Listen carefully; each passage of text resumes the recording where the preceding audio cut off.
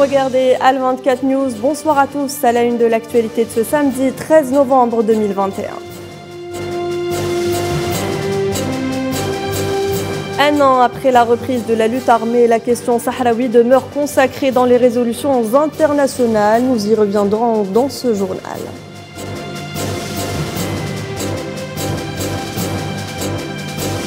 Conférence sur la Libye, les participants soulignent la nécessité de tenir les élections à la date prévue.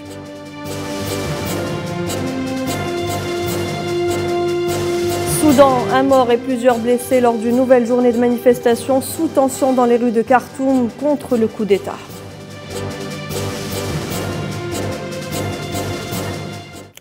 Depuis un an, le 13 novembre 2020, date de reprise de la lutte armée, la cause sahraoui a réalisé des acquis diplomatiques et a connu un soutien sans précédent qui ne cesse de s'accroître à travers le monde, étant une question de décolonisation en vertu des résolutions de l'ONU. Le sujet a fait l'objet d'une conférence ce matin. Commentaire Sofiane Balouti. Les armes grondent depuis la rupture du cessez-le-feu par l'armée d'occupation marocaine le 13 novembre 2020 à Karkara. Après un mot d'ouverture de la journée d'études prononcé par le directeur général de l'Institut d'études stratégiques globales, l'ambassadeur de la République arabe sahraoui démocratique est revenu sur l'analyse du conflit depuis la reprise des combats. À cette occasion, il a développé les raisons profondes du mutisme arabe. Il a ainsi expliqué les véritables motivations qui animent le soutien acharné des pays du Golfe à la politique du fait accompli colonial menée par le régime marocain. Le régime marocain utilise des arguments fallacieux afin d'isoler la lutte du peuple combattant du Sahara occidental envers l'opinion arabe. Le Maroc prétend que nous sommes séparatistes et que nous menaçons l'intégrité territoriale du monde arabe déjà divisé. Les royaumes du Golfe sont sensibles à ce genre de discours, mais il s'agit en réalité d'un réflexe de solidarité entre les régimes monarchistes de la région qui essayent ainsi de se protéger les uns les autres. La rhétorique du séparatisme n'a pas lieu d'exister puisque par définition, il faut faire partie d'un tout pour prétendre s'en séparer. Or, nous n'avons jamais été une partie du royaume du Maroc et ce fait est établi par preuve à l'appui, comme vous le savez. Le docteur Ahmed Ademé a pour sa part expliqué la stratégie expansionniste qui sous-tend à l'action du Makhzen marocain à la lumière des événements liés à la volonté de contrôle de la brèche illégale de Galgalat. Il a dans le sillage fait une analogie entre la politique de la monarchie en Afrique du Nord et celle menée par l'entité sioniste au Moyen-Orient. L'Algérie ne convoite ni les territoires marocains ni les terres mauritaniennes, comme elle n'a aucune prétention d'expansion sur le Sahara occidental. Mais en parallèle, il y a un régime qui gouverne un pays et qui est connu pour sa similarité avec l'entité sioniste. En effet, l'État sioniste est la seule entité qui n'a pas de limite territoriale définie. C'est pareil pour la monarchie marocaine qui ne dispose toujours pas de frontières clairement établies. Le professeur Mustafa Saïd a analysé les conséquences sécuritaires, diplomatiques et stratégiques après l'assaut de l'armée d'occupation marocaine contre des civils à Karkara. Il a ainsi expliqué les tenants et aboutissants de la nouvelle donne régionale et internationale. La patrie arabe a entièrement basculé dans le camp de la normalisation. L'Algérie reste la dernière forteresse du refus et de la résistance à l'expansion du courant sioniste. Il y a donc dans ce contexte la possibilité pour une guerre d'usure. Il faut calculer toutes les probabilités dans la mesure où ce type de guerre peuvent être invisibles. Je reviendrai ici sur le scénario de la guerre Iran-Irak et je vais citer l'ancien secrétaire d'État américain Henry Kissinger qui avait déclaré « Nous ne voulons ni vainqueurs ni vaincus. Notre objectif est de parvenir à détruire les deux puissances régionales pour servir l'intérêt de la montée en puissance des ambitions sionistes dans la région. » C'est malheureusement ce qui s'est produit, comme nous pouvons le constater. Enfin, les travaux ont été clôturés après un débat riche sur une note de détermination de soutien sans faille au peuple combattant du Sahara occidental dans sa lutte pour le recouvrement de ses droits légitimes. Pour tenter d'aider la Libye à tourner la page d'une décennie de chaos, les dirigeants et responsables d'une trentaine de pays se sont retrouvés hier vendredi à Paris à l'invitation du président français Emmanuel Macron. La communauté internationale réaffirme ses positions et appelle à la tenue d'élections inclusives et crédibles et prévient de sanctionner toute personne qui y fait obstacle. Les détails avec Tinhinan Makassi. Aucune entrave au processus électoral et à la réconciliation nationale ne sera tolérée, et le mot d'ordre de la communauté internationale présente à la conférence de Paris autour de la Libye. La conférence de Paris soutenant que la transition démocratique et la paix sont la seule voie de sortie de crise, afin de tourner une page sombre et une décennie de chaos politique et humanitaire. La communauté internationale exhorte à l'organisation d'un scrutin inclusif et crédible. Ainsi, nous pouvons lire sur la déclaration finale de cette rencontre, les personnes ou entités intérieures ou extérieures à la Libye qui tenteraient d'entraver ou de mettre en cause, de manipuler ou de falsifier le processus électoral et la transition politique devront rendre des comptes. Deuxième point, dans la ligne de mire de la conférence de Paris, le retrait des forces et des mercenaires étrangers et le désarmement des milices. La trentaine de chefs d'État semble être unanime sur cette question, affirmant mettre en place un plan pour le départ de ces derniers. Ce n'est pas la première rencontre du genre depuis l'intensification des violences en Libye. Les intérêts des puissances et l'absence de consensus des acteurs politiques libyens rend la tâche de plus en plus dure, alors que la crise humanitaire atteint un seuil intolérable sur le territoire libyen.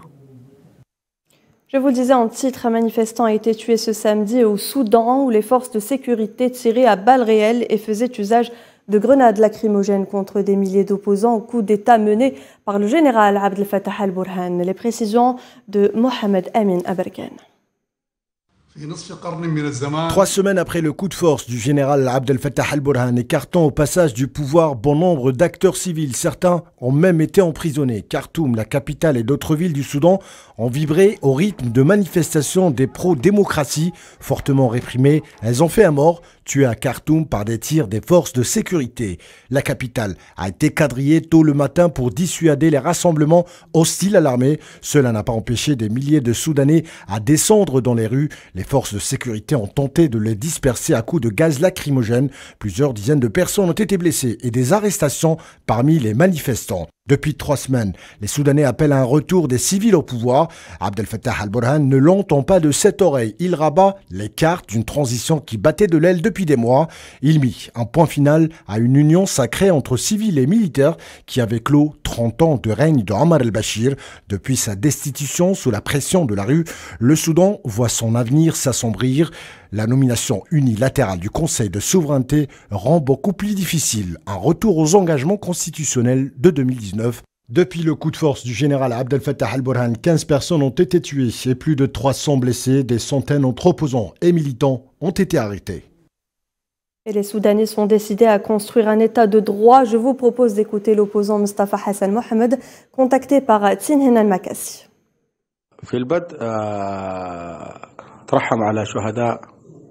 Je tiens avant tout à rendre hommage aux martyrs et aux blessés de la révolution soudanaise. En ce 13 novembre, les Soudanais ont envahi les rues de toutes les villes du pays, en particulier à Khartoum, la capitale, en dépit du blocus. Le peuple soudanais refuse un retour en arrière, refuse la dictature et le coup d'État. Nous sommes déterminés à aller vers une transition démocratique. Et pour cela, les Soudanais sont prêts à aller jusqu'au martyr. Le régime pushiste se cache derrière ses décisions et sa répression pour essayer d'imposer des négociations. Les pushistes n'auront d'autre choix que de respecter les revendications du peuple soudanais et sa détermination à construire un état de droit. Les Soudanais ne se sont pas prêts de rentrer chez eux. La situation continue inexorablement de se détériorer en Éthiopie, théâtre d'une guerre sans fin opposant les forces pro-gouvernementales aux rebelles de la région du Tigré. L'Érythrée a qualifié samedi d'illicite et immorale les mesures prises par les États-Unis à son égard. Washington tente d'accentuer la pression sur les acteurs du conflit au Tigré avec l'annonce vendredi de nouvelles sanctions contre l'Érythrée en raison de son appui militaire à Addis Abeba dans la région du Tigré qui borde sa frontière sud.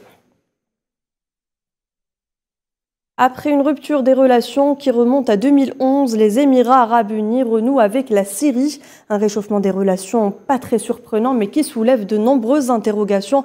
Il intervient, rappelons-le, à quelques mois seulement de l'organisation de la réunion de la Ligue arabe prévue à Alger en mars 2022. Une tentative des pays arabes de regagner peut-être la Syrie au sein de cette Ligue. Décryptage avec Leïla Gardal.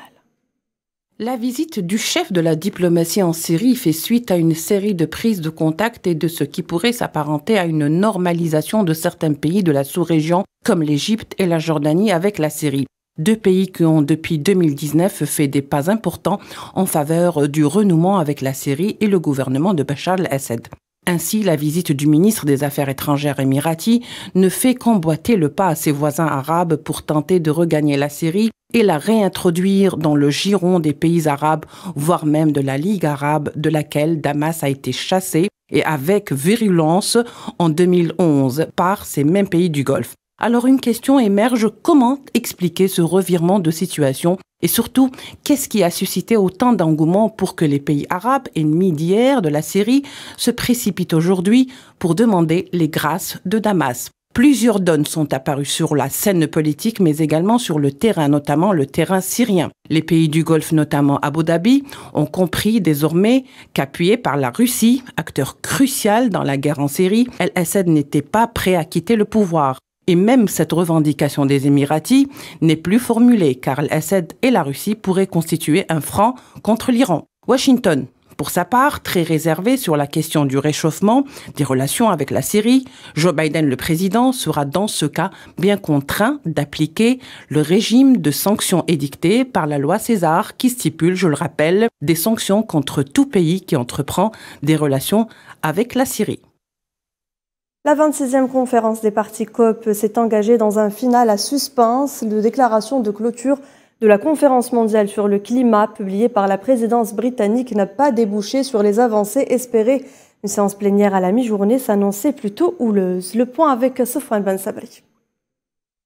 Paroles et palabres concernant l'avenir de la planète, dernière ligne droite pour les grands de ce monde pour trouver une voie commune concernant l'enjeu majeur de l'environnement, le grand défi mondial du XXIe siècle. La COP26, censée se finir hier, traîne encore, pour cause la difficulté des pays participants à se mettre d'accord sur une charte commune. Il y a d'un côté les pays dits pollueurs, parmi eux la Chine, les États-Unis et la Russie, qui arrivent en tête des émissions à effet de serre de 1850 jusqu'à nos jours. De l'autre côté, les pays du Sud, en particulier africains, dont l'impact environnemental est négligeable. Il s'élève à 4%, soit le pourcentage le plus faible de toutes les régions. Et pourtant, le développement socio-économique de l'Afrique est menacé par la crise climatique alors qu'elle subit de plein fouet les effets de la pollution des pays développés. En d'autres termes, l'Afrique est le pays qui produit le moins d'émissions mais qui souffre le plus gros des conséquences. Les pays du Nord ont donc une dette envers les pays du Sud, une dette morale mais aussi financière, car les pays développés n'ont payé que 78 milliards sur les 1300 milliards estimés par le groupe d'experts intergouvernemental sur l'évolution du climat. Rendez-vous dans un an, au Caire, pour la COP27, en espérant que d'ici là, la planète se portera mieux. Au chapitre santé Covid-19, c'est au tour des Pays-Bas de revenir au confinement partiel. Une décision qui ne passe pas chez la population. Des échauffourées ont eu lieu à La Haye, où 200 personnes se sont opposées à la police anti-émeute après l'annonce des nouvelles mesures sanitaires par le Premier ministre Mark Rutte. Pour faire face à un nombre record de cas de Covid-19, les restaurants et les magasins essentiels tels que les supermarchés devront fermer à 20h et les magasins non essentiels à 18h. Les citoyens néerlandais sont appelés à ne pas accueillir plus de 4 personnes chez eux et à faire du télétravail. Et puis l'Autriche, elle aussi, elle se dirige vers un confinement, mais pour les personnes non vaccinées cette fois-ci. Le chancelier autrichien Alexander Schellenberg a annoncé qu'il attendait l'aval du Parlement dimanche pour un confinement national des personnes non vaccinées ou non guéries de la Covid-19. Le chancelier autrichien n'a toutefois pas précisé la date d'entrée en vigueur de cette nouvelle mesure. Et au Royaume-Uni, no jab, no job, pas de vaccin, pas de travail, une décision qui tombe tel un couperet pour le personnel des maisons de retraite et d'aide à domicile. Avec ce chiffre, 32 000, c'est le nombre d'employés qui n'a pas été vaccinés et qui donc risque de perdre son emploi, laissant des maisons de retraite déjà en manque de personnel en difficulté. Le gouvernement britannique n'a pas voulu repousser la date limite de double vaccination. Pour le personnel du service de santé publique déjà vacciné à plus de 86%, l'obligation de la vaccination entrera en vigueur à partir du mois d'avril 2022. Économie, la menace proférée par Loukachenko vient de prendre du plomb dans l'aile, contrairement à ce qu'elle laissait entendre le président biélorusse jeudi. Le Kremlin a assuré que les livraisons de gaz russe à l'Europe ne seraient pas suspendues. L'alliance entre les deux pays reste donc forte. Amalam Zenzitouni nous en dit plus. Le Kremlin a assuré vendredi que les livraisons de gaz russe à l'Europe ne seraient pas suspendues malgré les menaces biélorusses de fermer les vannes d'un important gazoduc transitant sur son sol en cas de sanctions européennes. Le porte-parole du Kremlin, Dmitri Peskov, annonce que le géant gazier russe remplira toutes ses obligations de livraison de gaz aux consommateurs européens. L'Union européenne, dépendante du gaz russe vu que la Russie est son principal fournisseur avec environ un tiers de gaz consommé dans l'Union européenne, se retrouve dans la nécessité de réconcilier avec la Biélorussie selon le chef de l'État russe qui déclare que le règlement de cette grave crise migratoire ne passera que par le rétablissement des contacts entre les pays de l'Union et la Biélorussie, au moment où 2 bombardiers stratégiques russes ont affecté des patrouilles dans le ciel biélorusse. Pour Paris, la Russie est une partie de la solution puisque la dépendance de la Biélorussie à Moscou est de plus en plus forte, notamment sur le plan économique et politico-militaire. Selon la chef de l'opposition en exil, Svetlana Tikhanovskaya, la conviction européenne la plus répandue reste que la Biélorussie a trop besoin des droits de transit du gazoduc pour s'en passer, surtout en cette période où les flux augmentent. Et au moment où les discours s'intensifient sur l'hypothèse d'un arrêt du transit du gaz de la Russie vers l'ouest, quelques milliers de migrants sont toujours bloqués à la frontière entre la Biélorussie et la Pologne, une crise qui risque de s'étaler dans le temps. De son côté, le président russe Vladimir Poutine a rejeté les accusations selon lesquelles Moscou serait à l'origine de la crise migratoire en cours à la frontière entre la Biélorussie et la Pologne, où des milliers de migrants sont massés depuis des jours, balayant les voies occidentales, affirmant que Moscou avait orchestré avec Minsk l'envoi de migrants à la frontière orientale de l'Union européenne. Vladimir Poutine a renvoyé la responsabilité à l'Occident et à ses stratégies au Moyen-Orient. En Algérie, le Premier ministre des Finances Ayman Ben Abdelrahman annonce l'intention du gouvernement d'abandonner la politique de subvention aux matériaux et produits de base pour recourir au système de virement au profit des familles nécessiteuses. Mohamed Wali Ben Chaban. Lors d'une séance plénière tenue aujourd'hui à l'APN, le chef de l'exécutif Ayman Ben Abdelrahman affirme que le nouveau système de subvention intervient pour faire face au phénomène croissant de la contrebande aux frontières et pour limiter les pertes au trésor estimées à 17 milliards de dollars. L'État n'accepte pas que le montant de subvention estimé à 17 milliards de dollars soit destiné à des personnes qui ne le méritent pas. L'inscription de ce montant estimé à 1942 milliards de dinars dans la loi de finances de 2022 ne laisse aucun doute sur le fait que l'État continuera à apporter son soutien social et de soutenir les catégories les plus vulnérables. Et pour que ces subventions soient plus efficaces, c'est avec vous qu'on va atteindre cette efficacité dans le cadre de la commission que nous allons mettre en place pour aller du système de subvention au système de virement. En outre, Ayman Ben Abdelrahman révèle que le gouvernement révisera les prix des céréales actuellement en vigueur par décision du président de la République Abdelmajid Tebboune pour orienter les subventions de l'État vers les agriculteurs et étendre les surfaces cultivées et réduire la facture d'importation. Effectivement, le prix actuel de l'achat des grains accordés aux fellah, comparativement à ce que l'État dépense pour l'exportation, n'est pas équilibré. Sur ordonnance du président de la République, le gouvernement a décidé de réviser et examiner les prix des céréales actuelles. Concernant la situation sanitaire en Algérie, le Premier ministre des Finances, a révélé l'impact de la pandémie Covid-19 sur l'économie algérienne, estimant que les pertes s'élèvent à 4 milliards de dollars. Et allez, un mot de sport, football, 2 grandes affiches de la 5e journée des éliminatoires de la Coupe du Monde Qatar 2022 se sont jouées hier entre l'Algérie et le Djibouti, le Burkina Faso et le Niger. Lecture de ces 2 matchs avec Salah Faisal. La fédération burkinabèse essaye de mettre la pression sur la fédération. لا mais moi match nul ولا ربحين ولا خاسرين انا عندنا ماتش نلعبوا معاهم on a envie de faire un gros match. Hier à 14. Et de la culture pour clôturer cette édition, les événements littéraires mondiaux tournent une nouvelle page après la pandémie Covid-19. La 40e foire internationale du livre de Sharjah s'est vue décerner le titre de la plus grande foire du livre du monde. Plusieurs éditeurs et auteurs de différents pays, dont l'Algérie, y participent. Amir Abedja. La 40e foire internationale du livre Sharjah aux Émirats arabes unis, organisée à l'Expo Centre Sharjah sous le thème « Il y a toujours un bon livre » prend fin aujourd'hui. L'édition de cette année célèbre l'Espagne autant qu'invité d'honneur et rassemble 15 millions de livres, mais aussi regroupe 1632 éditeurs de 83 pays. La foire internationale du livre de Sharjah devient la plus grande foire du livre au monde.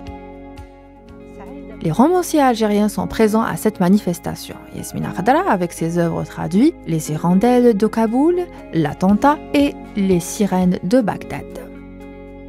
Yassini Laredj, quant à lui, a présenté plusieurs romans et essais à l'instar de son roman Dernier automne de New York. On note aussi la présence d'œuvres littéraires de Ammar Larousse et l'écrivaine Fadila Melak.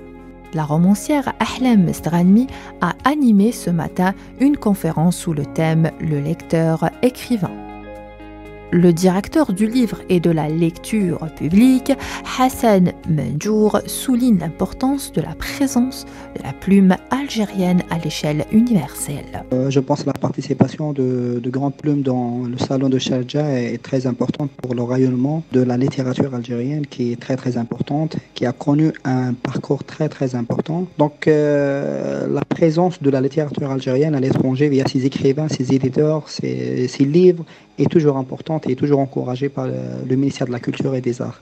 L'année dernière, le Salon du Livre de Sharjah a obtenu le statut d'invité d'honneur à plusieurs salons internationaux du livre, notamment à Paris, Moscou, Madrid, New Delhi et Sao Paulo. Cette année, le titre du plus grand salon du livre au monde est considéré comme un triomphe.